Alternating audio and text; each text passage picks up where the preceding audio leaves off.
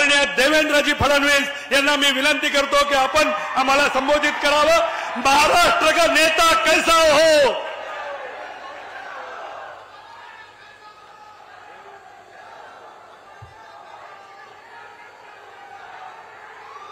बोल सियापति रामचंद्र की, पवन सुत हनुमान की, उमापति महादेव की, सब संतन की, भारत माता की, भारत माता की। छत्रपति शिवाजी महाराज की, धर्मवीर छत्रपति संभाजी महाराज की। जय भवानी, जय भवानी, जय जय जय जय जय भवानी, जय जय जय जय जय शिवाजी। मंचावर उपस्थित आधुनिक भारताचे लोहपुरुष, भारतातील अत्यंत कणखर नेतृत्व म्हणून ज्यांच्याकडे बघितलं जातं आणि आधुनिक भारतातले चाणक्य म्हणून देखील ज्यांची ओळख आहे, ते आपल्या सर्वांचे लाडके नेते माननीय अमितभाई शहाजी, आपले अध्यक्ष, जे सातत्याने महाराष्ट्रामध्ये गरगर गरगर फिरतायत आणि भारतीय जनता पक्षाला मजबूत करतायत, ते चंद्रशेखर बावनकुळेजी। आपल्या या जिल्ह्याचे लोकप्रिय नेते आणि लोकप्रिय खासदार प्रताप पाटील चिखलीकरजी, तीरथ सिंह रावतजी, गिरीश महाजनजी, भागवत कराडजी, अतुल सावेजी, प्रवीण दरेकरजी, सुधाकरराव, आपले दुसरे खासदार सुधाकरराव श्रृंगारेजी, संजय कोडगेजी, व्यंकटराव गुजेगावकरजी, प्रवीण सालेजी, राम पाटील रातोळीकर, तुषारजी राठोड, भीमरावजी केराम, राजेशजी पवार, संजयजी केणेकर, सूर्यकांताताई पाटील, माधवरावजी किन्हाळकर, संभाजीराव पाटील निलंगेकर, प्रणिताताई देवरे, गजाननराव घुगे, सुभाषजी साबणे, मिलिंद देशमुख, त्याचप्रमाणे मंचावर उपस्थित श्री तानाजी मुटकुळे, मेघनाताई बोर्डीकर, विनायकराव पाटील, अजितजी गोपछडे, देविदासजी राठोड, गंगाधरराव जोशी, विजय गंभीरे, दिलीपजी कंदकुर्ते,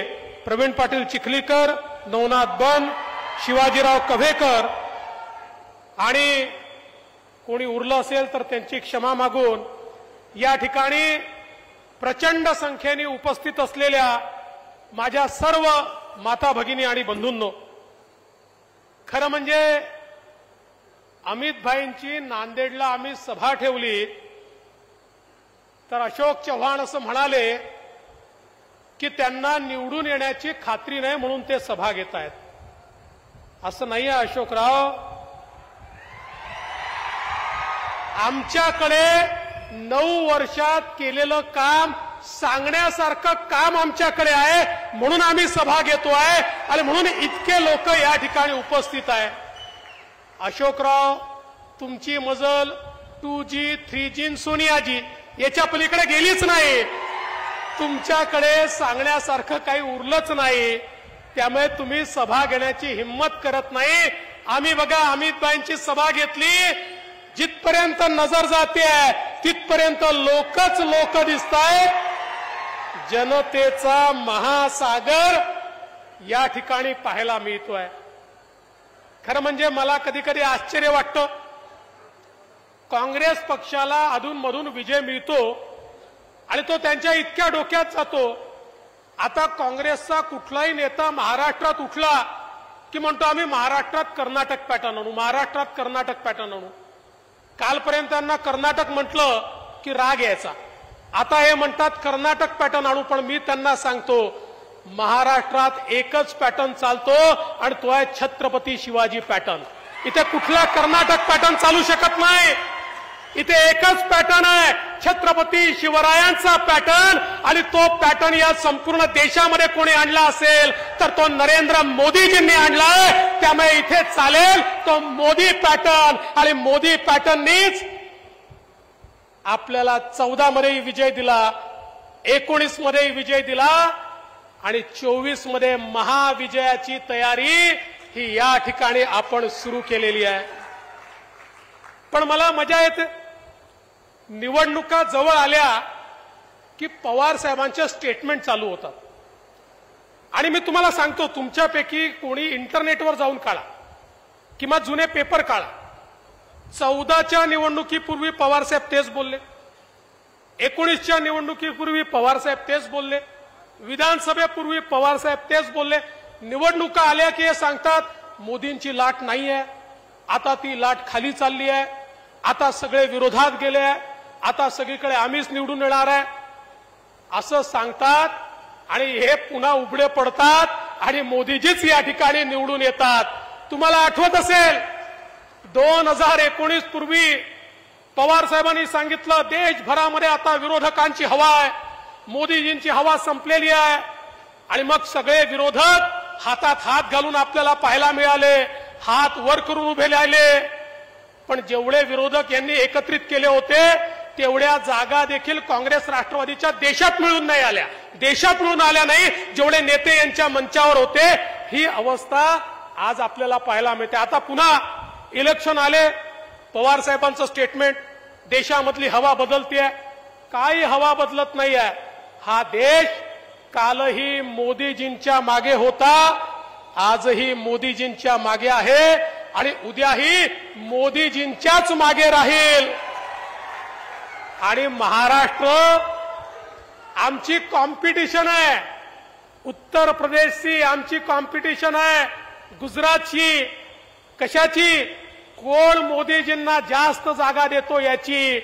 आम्ही 14 मध्ये 42 दिल्या, आम्ही 19 मध्ये 41 दिल्या, आणि आता पुन्हा शिवसेना भाजप युती 42 पेक्षा जास्त जागा या महाराष्ट्रामध्ये 2024 साली देईल.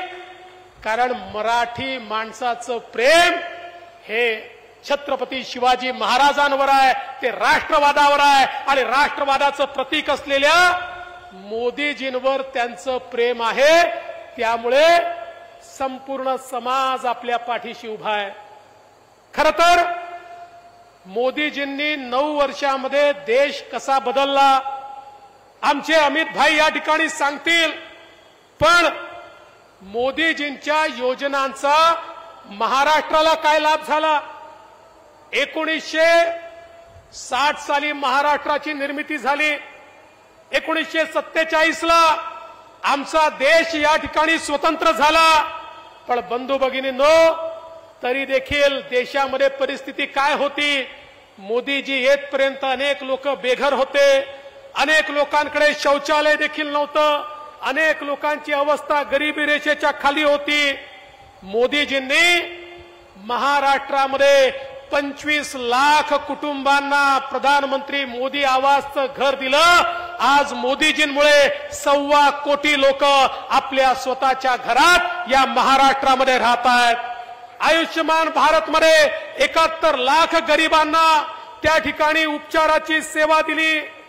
कोविडमध्ये महाराष्ट्रातल्या 17 कोटी, आमच्या 12 कोटी लोकांना 17 कोटी लसी टोचण्याचं काम आणि मोफत कोविडची लस देण्याचं काम हे माननीय मोदीजींनी केलं. किसान सन्मान योजनेमध्ये 1,10,00,000 शेतकऱ्यांना त्यांच्या खात्यामध्ये पैसे दिले. जल जीवन मिशन मध्ये महाराष्ट्रातल्या 1,12,00,000 घरांमध्ये नळाचं पिण्याचं शुद्ध पाणी हे मोदीजींनी पोचवलं. 70 वर्षात पोचलं नव्हतं.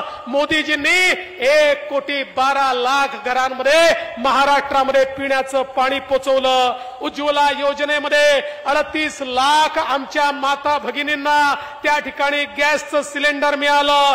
कौशल विकास योजनेमध्ये महाराष्ट्रामध्ये 10 लाख लोक कुशल प्रशिक्षित झाले. प्रधानमंत्री फसल बीमा योजनेमध्ये महाराष्ट्रातल्या 87 लाख शेतकऱ्यांना मोदीजींनी त्या ठिकाणी फसल विम्याचा फायदा दिला आणि त्यासोबत पीएम स्वनिधीमध्ये 5 लाख हात ठेलेवाले, पान ठेलेवाले, फुटपाथ दुकानदार यांना मदत करण्याचं काम दिलं आणि यासोबत मुद्रा योजनेमध्ये महाराष्ट्रामध्ये 41 लाख युवांना रोजगार मिळाला. 41 लाख लोकांना मुद्रा योजनेचं लोन हे महाराष्ट्रात मिळालं आणि यापैकी 50% महिला आहेत. हे महाराष्ट्राने या ठिकाणी मुद्रा योजनेचा रेकॉर्ड या ठिकाणी करून दाखवला. आणि एवढंच नाही, अटल पेन्शनमध्ये 40 लाख लोकांचे खाते उघडले. सुकन्या समृद्धीमध्ये 23 लाख परिवारांच्या घरी, ज्यांच्या घरी मुलगी जन्माला आली, त्यांना त्या ठिकाणी फायदा झाला. मातृवंदना योजनेमध्ये 32 लाख लाभार्थ्यांना फायदा झाला. आणि एकूण जर आपण बघितलं तर या महाराष्ट्रामध्ये मोदीजींच्या सरकारच्या माध्यमातून 4 लाख कोटी रुपयाचे इन्फ्रास्ट्रक्चरचे प्रोजेक्ट चालले आहेत. रस्ते होत आहेत, पुलं होत आहेत, पोर्ट होत आहेत, एअरपोर्ट होत आहेत. 4 लाख कोटी रुपयाची गुंतवणूक ही पायाभूत सुविधा क्षेत्रामध्ये माननीय मोदीजींच्या सरकारने या ठिकाणी केली आहे.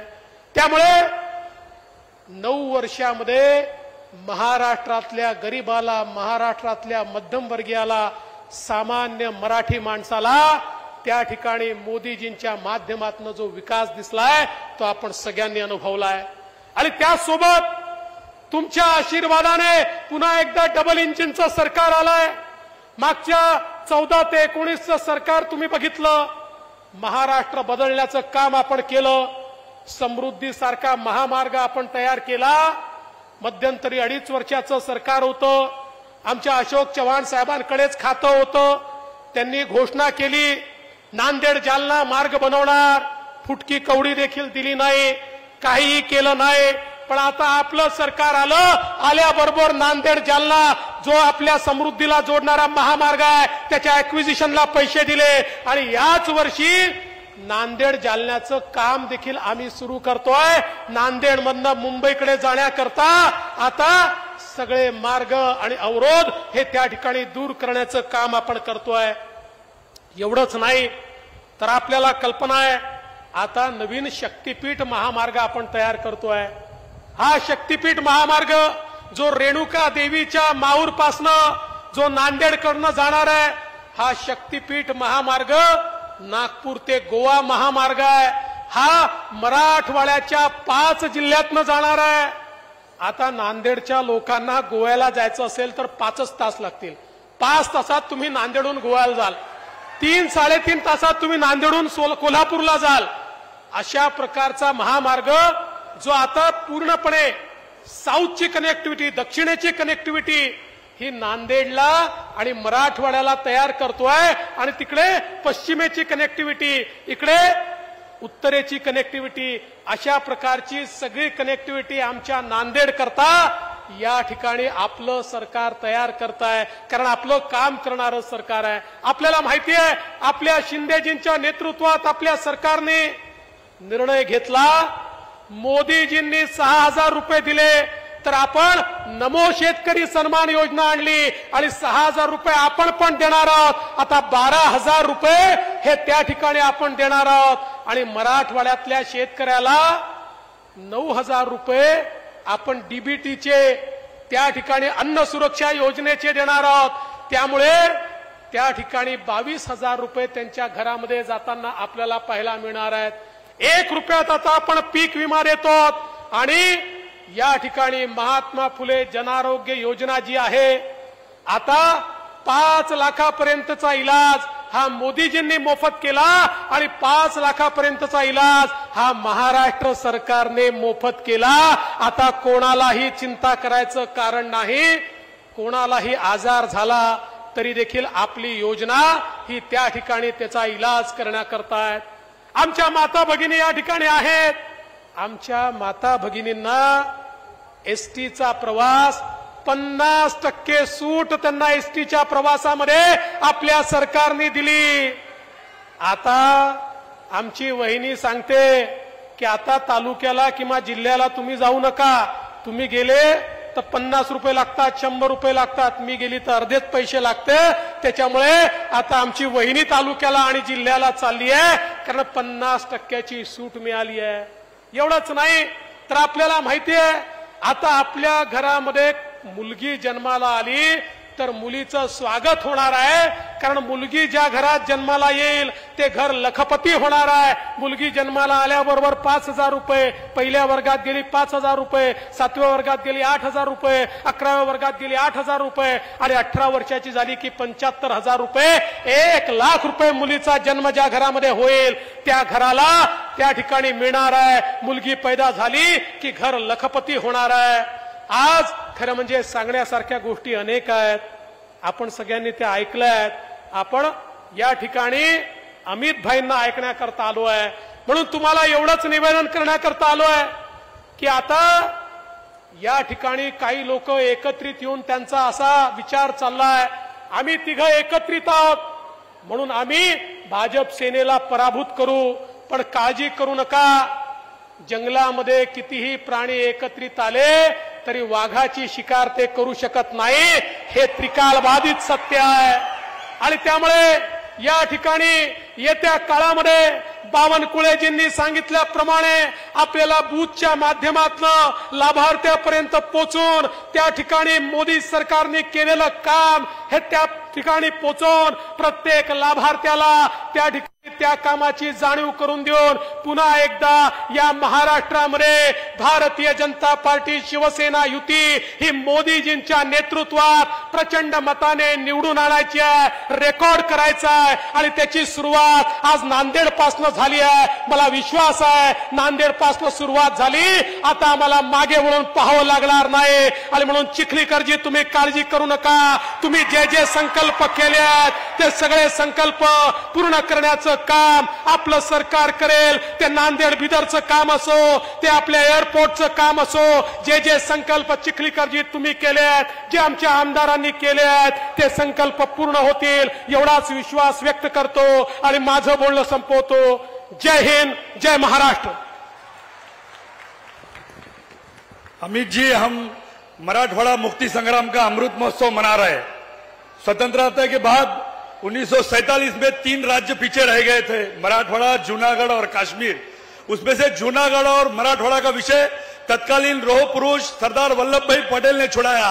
लेकिन आधुनिक लोह पुरुष हमारे केंद्रीय गृह मंत्री, इन्होंने कश्मीर से 370 कलम हटाकर अखंड भारत का हमारा स्वप्न पूर्ण किया है. मैं उनसे अनुरोध करता हूं आदरणीय अमित शाह जी से, वो इस जनसभा को संबोधित करें. भारत माता की, भारतीय जनता पार्टीचा.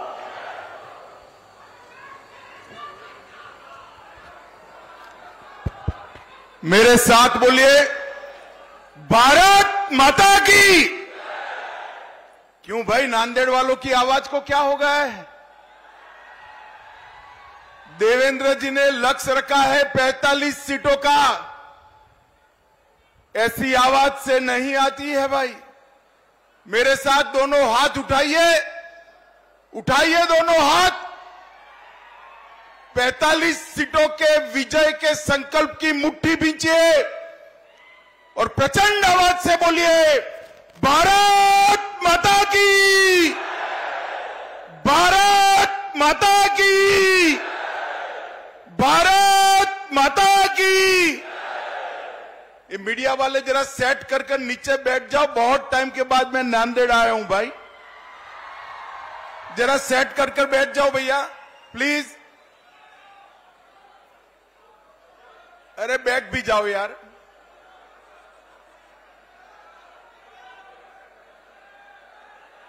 बैठ जाओ, बैठ जाओ.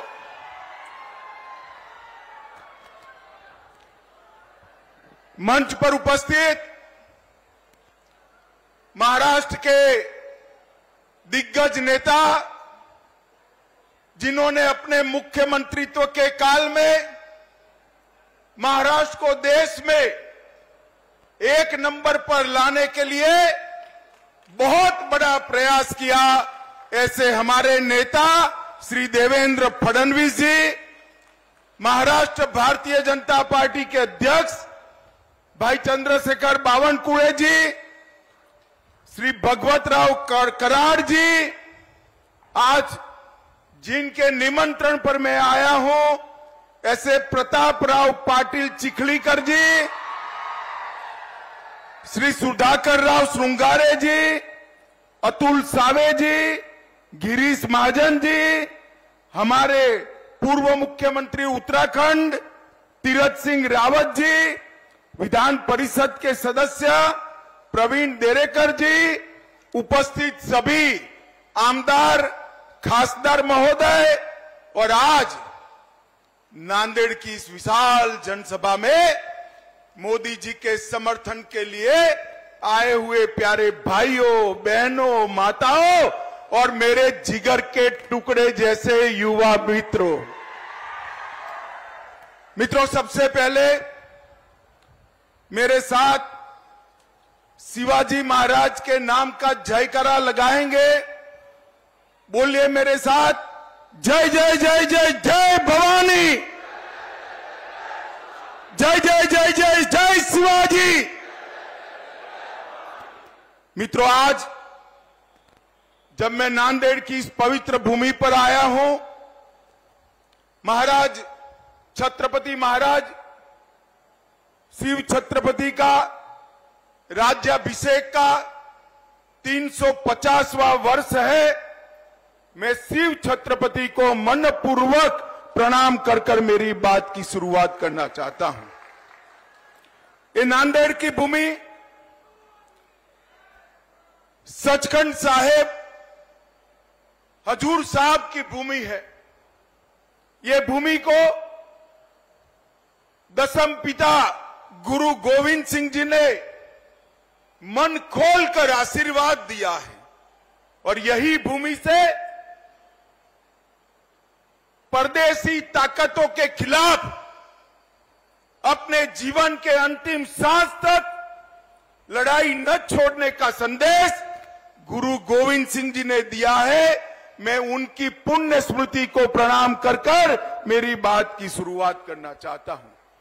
मित्रों, आज जब मैं नांदेड़ में मराठावाड़ा में आया हूं, तब ये मराठावाड़ा का प्रांत हैदराबाद प्रांत का हिस्सा था। देश तो 15 अगस्त 1947 को आजाद हो गया, मगर नांदेड़ और पूरे मराठावाड़ में, बीदर में, हैदराबाद में देश को आजादी नहीं मिली। वहां के जुल्मी शासक ने ढेर सारे यातनाएं की। स्वामी रामानंद तीर्थ के नेतृत्व में इसके खिलाफ आंदोलन हुआ, और भारत के लौह पुरुष सरदार वल्लभ भाई पटेल ने पुलिस एक्शन लेकर 17 सितंबर 48 को हमारे इस मराठावाड़ को आजाद करने का काम किया था।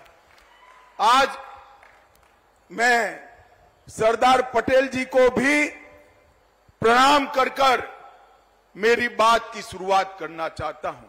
भैया आप लोग प्लीज बैठ जाइए ना नीचे, मैं यहीं रहकर बोलने वाला हूं। प्लीज थोड़ा कम जगह हो तो भी बैठ जाइए। वो लाल शर्ट वाले भाई जरा प्लीज बैठ जाइए। मित्रों, आज भारतीय जनता पार्टी की सरकार, एनडीए की सरकार और मोदी जी के नेतृत्व वाली सरकार के 9 साल पूरे हुए हैं। मैं भारतीय जनता पार्टी की ओर से नांदेड़ और समग्र महाराष्ट्र की जनता का धन्यवाद करने आया हूं। बहुत बहुत धन्यवाद महाराष्ट्र की जनता ने, क्योंकि 14 और 19 दोनों चुनाव में महाराष्ट्र की जनता ने मन खोलकर मोदी जी को वोट देने का काम किया। मन खोलकर यहां से खासदार भेजे, और इसी का परिणाम था कि मोदी जी 2/3 बहुमत के साथ, पूर्ण बहुमत के साथ सरकार बनाए, और 9 साल तक देश पर विकास क्या होता है इसका परिचय कराया। मोदी जी के 9 साल, ये 9 वर्ष भारत गौरव के 9 वर्ष। मोदी जी के 9 वर्ष भारत के विकास के उत्कर्ष के 9 वर्ष, मोदी जी के 9 वर्ष गरीब कल्याण के 9 वर्ष, मोदी जी के 9 वर्ष भारत को सुरक्षित करने के 9 वर्ष है। और मित्रों, 10 साल के सोनिया मनमोहन के शासन के बाद जब मोदी सरकार आई, तब सभी क्षेत्रों में आमूलचूल परिवर्तन किया। मैं आज महाराष्ट्र की जनता को याद कराने आया हूं। याद करिए, सोनिया मनमोहन सरकार जिसमें शरद पवार साहब भी थे, ये 10 साल सबसे भ्रष्ट सरकार चली। 12 लाख करोड़ के घपले, घोटाले, भ्रष्टाचार करने वाली सरकार यूपीए की सरकार थी। और 9 साल तक प्रधानमंत्री नरेंद्र मोदी बने, एनडीए की सरकार चली। 9 साल में हमारे विरोधी भी हम पर भ्रष्टाचार का एक भी आरोप नहीं लगा सकते।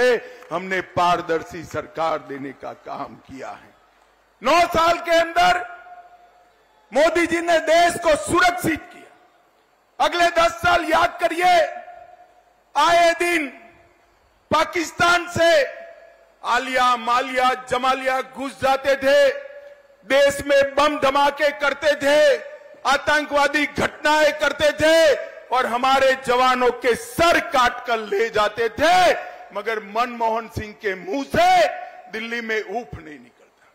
मोदी जी आए, उरी और पुलवामा किया, 10 ही दिन में सर्जिकल स्ट्राइक और एयर स्ट्राइक कर पाकिस्तान के घर में घुसकर आतंकवादियों का सफाया करने का काम नरेंद्र मोदी जी ने किया।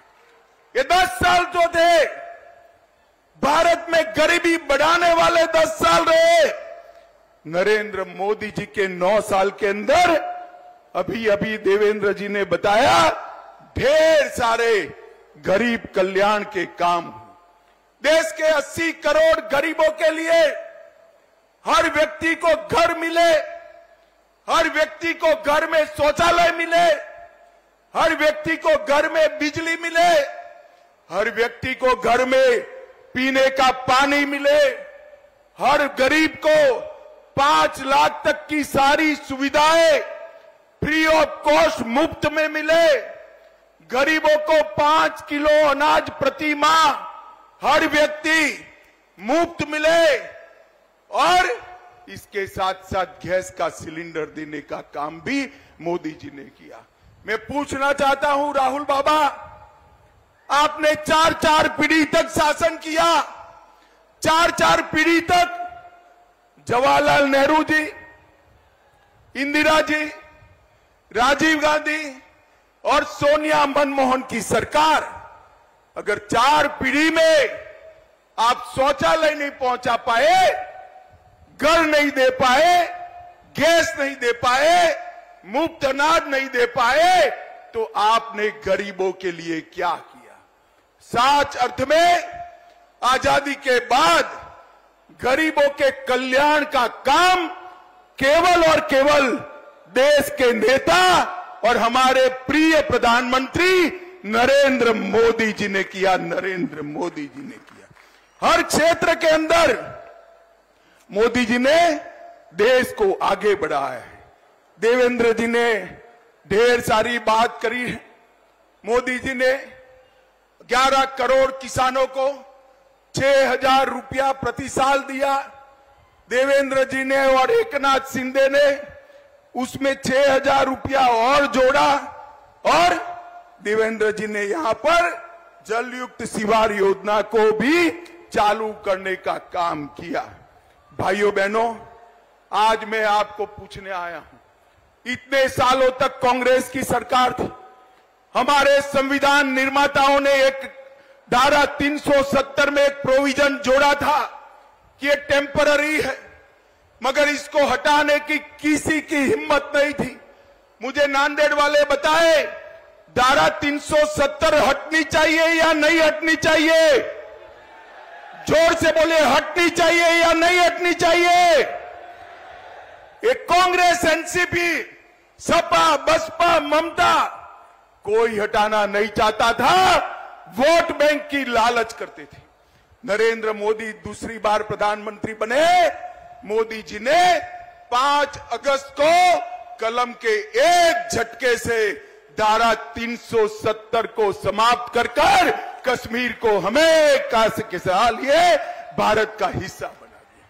और ये राहुल बाबा, शरद पवार, सभी लोग विरोध कर रहे थे, कहते थे आसाम में, कश्मीर में खून की नदियां बह जाएगी। राहुल बाबा, खून की नदी छोड़ो, किसी की कंकर चलाने की भी हिम्मत नहीं हुई है, कंकर चलाने की। ये नरेंद्र मोदी सरकार है। माताओं, भाइयों, बहनों, मुझे बताओ, अयोध्या में प्रभु श्री राम का मंदिर बनना चाहिए या नहीं बनना चाहिए? अरे जोर से बोलो, बनना चाहिए या नहीं बनना चाहिए? काशी विश्वनाथ कॉरिडोर बनना चाहिए या नहीं बनना चाहिए? सोमनाथ का मंदिर फिर से सोने का बनना चाहिए या नहीं बनना चाहिए? कांग्रेस के शासन में कुछ नहीं होता था। नरेंद्र मोदी जी ने बाबर ने तोड़ा हुआ वो राम मंदिर फिर से पुनः प्रस्तापित किया। ये राहुल बाबा, मैं भाजपा का अध्यक्ष था, मुझे ताने लगाते थे कि भाजपा वाले कहते हैं मंदिर बनाएंगे मगर तिथि नहीं बताते हैं।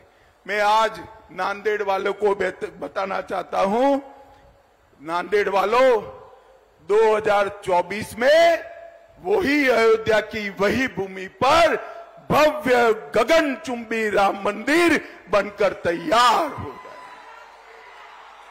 नरेंद्र मोदी जी ने देश की संस्कृति और देश के इतिहास का सम्मान करने का काम किया है। नरेंद्र मोदी जी ने दुनिया में देश को गौरव दिलाने का काम किया है। आज देश भर में मोदी जी जहां जाते हैं वहां मोदी मोदी मोदी मोदी मोदी मोदी के नारे लगते हैं। और मित्रों, मैं आपको बताता हूं, ये मोदी मोदी के नारे युवाओं नरेंद्र मोदी जी का सम्मान नहीं है, ये मोदी मोदी के नारे मेरी नांदेड़ और महाराष्ट्र की जनता का सम्मान है, क्योंकि देश के प्रधानमंत्री। एक और मोदी जी को दुनिया में सम्मान मिल रहा है और दूसरी ओर कांग्रेस के शाहजादे राहुल बाबा विदेश जाकर देश का अपमान करने का काम करते हैं। अरे राहुल बाबा, विदेश में जाकर देश की राजनीति की बात, विरोध की बात नहीं करते। ये सालों से परिपाटी है, आपको मालूम न हो तो तनिक सीनियर कांग्रेसियों को पूछ लीजिए। और राहुल बाबा यहां नहीं बोलते, विदेश जाकर बोलते हैं, क्योंकि देश में उनको सुनने वाले बहुत कम बच गए हैं, इसलिए वो विदेश जाकर बोलते हैं। माताओं, भाइयों, बहनों, हर क्षेत्र के अंदर भारतीय जनता पार्टी ने विकास किया है और यहां पर मैं खास महाराष्ट्र में आज आया हूं। अभी अभी देवेंद्र जी और एकनाथ शिंदे की सरकार बनी, भाजपा शिवसेना की सरकार बनी, धनुष बाण भी शिवसेना को वापिस मिल गया और तय हो गया कि कौन सी शिवसेना असली है। आज मैं महाराष्ट्र की जनता को बताना आया हूं, मैं पार्टी का अध्यक्ष था, मैं और देवेंद्र जी नेगोशिएशन करने गए थे। उद्धव ठाकरे ने स्वीकार किया था कि बहुमत एनडीए को मिलता है तो देवेंद्र फडणवीस भाजपा के मुख्यमंत्री होंगे, महाराष्ट्र के मुख्यमंत्री। और जब परिणाम आ गया, एनडीए जीत गई, तो उन्होंने वादा तोड़ा और सत्ता के लिए कांग्रेस एनसीपी की गोदी में बैठ गए। मैं आज यहां से उद्धव ठाकरे को पूछना चाहता हूं, उद्धव जी, हिम्मत है तो अपनी नीति स्पष्ट करो। ट्रिपल तलाक हटाया, उससे आप सहमत हो या नहीं हो? मैं नांदेड़ वालों को पूछना चाहता हूं, ट्रिपल तलाक हटाया, इससे आप सहमत है या नहीं है? उद्धव जी, आप नीति स्पष्ट करो। राम मंदिर बन रहा है, उससे आप सहमत हो या नहीं हो? मैं पूछना चाहता हूं नांदेड़ वालों को, राम जन्मभूमि पर मंदिर बनना चाहिए या नहीं बनना चाहिए? मैं उद्धव जी को पूछना चाहता हूं, भाजपा की कई सरकारें कॉमन सिविल कोड लाने की बात कर रही है। आप अपनी नीति स्पष्ट करो कि आप कॉमन सिविल कोड चाहते हो या नहीं चाहते हो। मैं नांदेड़ वाले को पूछना चाहता हूं, कॉमन सिविल कोड लाना चाहिए या नहीं लाना चाहिए? जोर से बोले, लाना चाहिए या नहीं लाना चाहिए? मैं उद्धव जी को पूछना चाहता हूं कि भारतीय जनता पार्टी मुस्लिम आरक्षण नहीं होना चाहिए, ये हमारी मान्यता है। मुस्लिम आरक्षण संविधान सहमत नहीं है, धर्म के आधार पर आरक्षण नहीं हो सकता है। उद्धव ठाकरे महाराष्ट्र की जनता को बताए कि मुस्लिम आरक्षण होना चाहिए या नहीं होना चाहिए। मैं नांदेड़ वालों को पूछना चाहता हूं, मुस्लिम आरक्षण जाना चाहिए या नहीं जाना चाहिए? जोर से बोलो, जाना चाहिए या नहीं जाना चाहिए? मैं उद्धव ठाकरे को पूछना चाहता हूं, कर्नाटक में जिनके आप साथी हो, उनकी सरकार बनी, वो वीर सावरकर को इतिहास से के पुस्तक से मिटाना चाहती है। क्या आप सहमत हो? मैं नांदेड़ की जनता को पूछना था, वीर सावरकर का सम्मान, ये महान देशभक्त आदि बलिदानी आदमी का सम्मान, वीर सावरकर जैसे स्वतंत्र सेनानी का सम्मान होना चाहिए या नहीं होना चाहिए? जोर से बोलिए, होना चाहिए या नहीं होना चाहिए? उद्धव जी, आप दो नाव में पैर नहीं रख सकते हो। महाराष्ट्र की जनता के सामने मैंने जितनी बातें करी है, इसका जवाब स्पष्ट कर दीजिए। आपकी पोल महाराष्ट्र की जनता के सामने खुल जाएगी। माताओं, भाइयों, बहनों, उद्धव जी कहते हैं कि हमने इनकी सरकार तोड़ी, हमने नहीं तोड़ी है।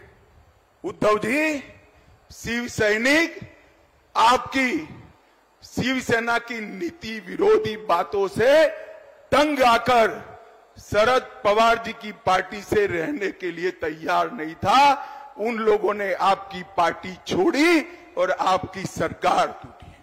दगा करने का काम, धोखा देने का काम उद्धव ठाकरे ने किया था। मोदी जी के नेतृत्व में, देवेंद्र फडणवीस के नेतृत्व में चुनाव लड़े और मुख्यमंत्री बनने के लिए वो कांग्रेस की गोदी में जाकर बैठ गए थे। माताओं, भाइयों, बहनों, ये 24 का जो चुनाव आना है, ये चुनाव जो आएगा, इसमें आपने फैसला करना है किस देश का प्रधानमंत्री कौन बने, मोदी जी बने या राहुल गांधी बने? जोर से बोले, कौन बने? और जोर से बोलो, कौन बने? और जोर से बोलो, कौन बने? उद्धव जी, आवाज सुनाई पड़ती है तो सुन लीजिए। आप वहां रहकर औरंगाबाद का नाम बदलने का समर्थन नहीं कर सकते, उस्मानाबाद का नाम बदलने का समर्थन नहीं कर सकते और अहमदनगर का नाम बदलने का भी समर्थन नहीं कर सकते हो। आपने महाराष्ट्र की जनता के सामने आपका स्टैंड स्पष्ट कर देना चाहिए।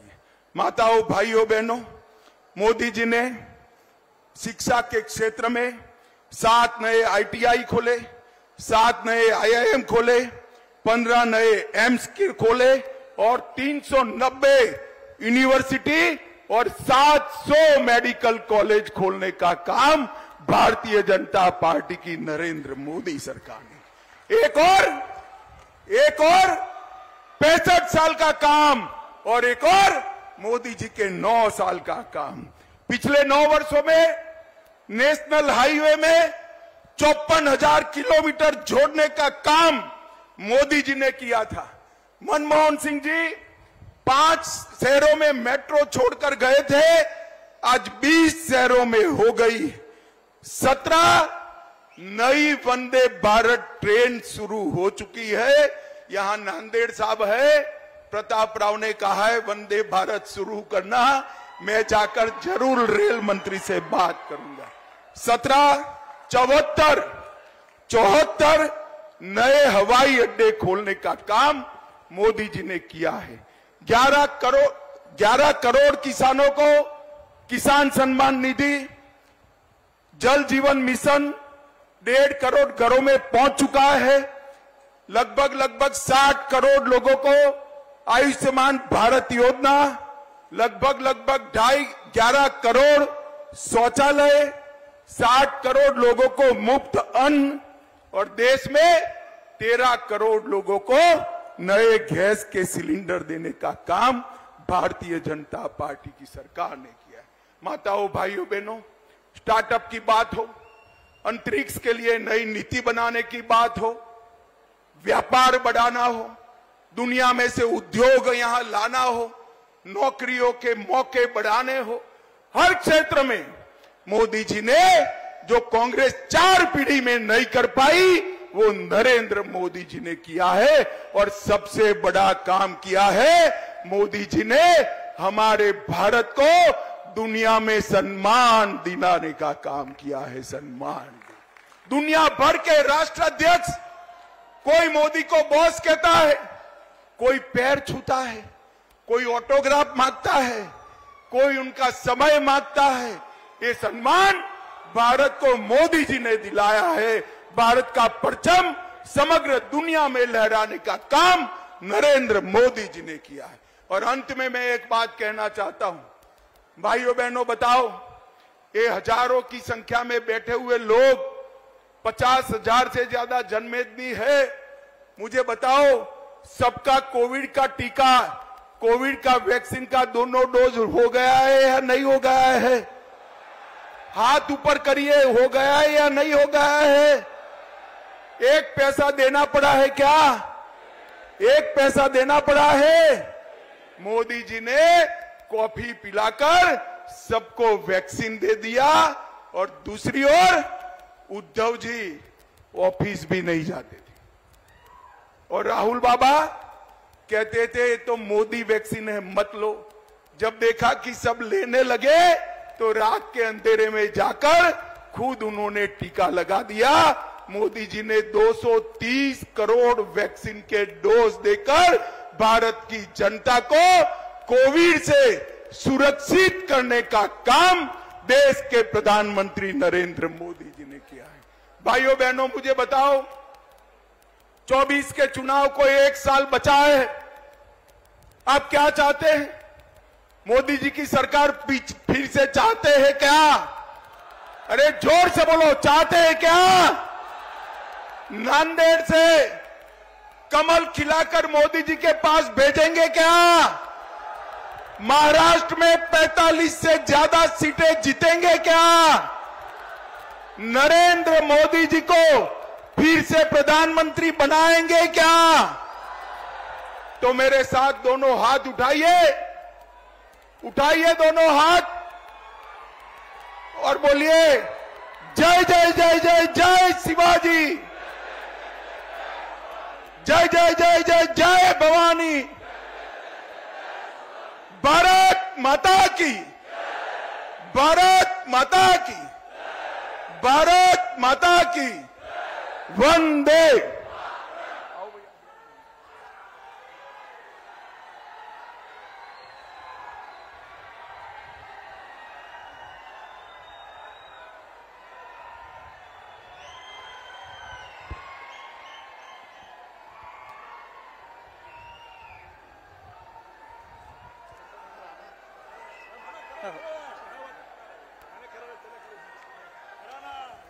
धन्यवाद।